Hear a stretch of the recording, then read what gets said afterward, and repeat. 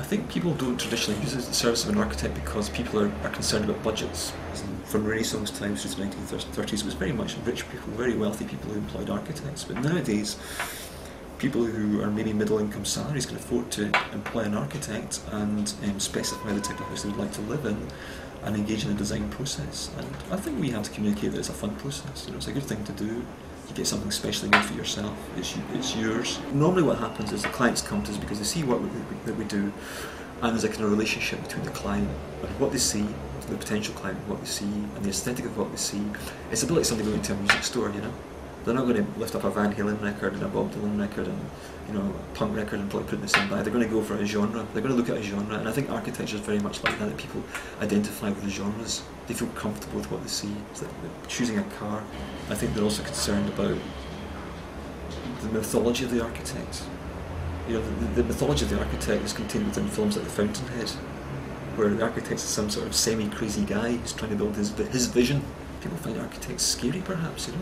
Like, oh, it's the architect, they're mad, they all wear black, necks. And there's a received wisdom about what architects are like and how they react, whereas architects actually can be quite friendly people. They have families like everyone else. The idea of architecture being there to serve people and make good places for people to live in is perhaps a notion that people don't immediately recognise as being the role of the architect in society.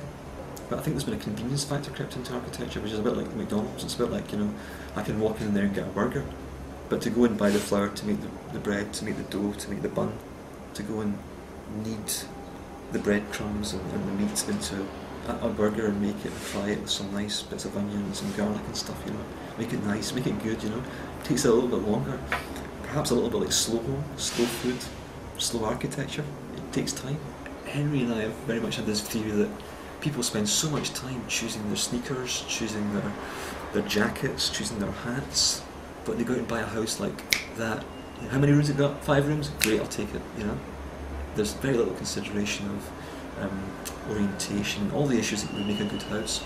It's a bit like getting the right haircut, you know. It can really change you for the better, you know? It can make you feel better in the morning when you get out of your bed and look in the mirror.